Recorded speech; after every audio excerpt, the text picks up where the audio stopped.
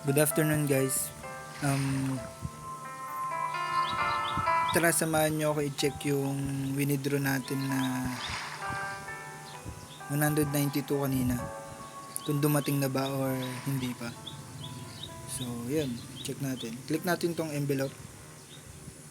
Then, click withdraw.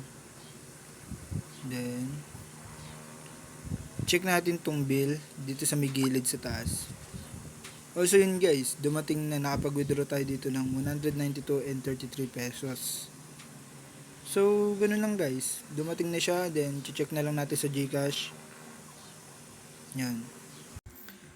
So, yun guys, na-receive na nga natin yung 177 galing kay Panjoy. Hindi yan, guys, hindi yan screenshot.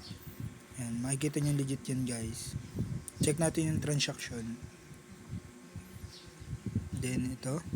Guys, dumating na. May 13, 2026. So, yun lang guys and thank you. Sa mga gusto dyan guys ng application na yun, nasa comment section yung link. Happy earnings sa inyong lahat.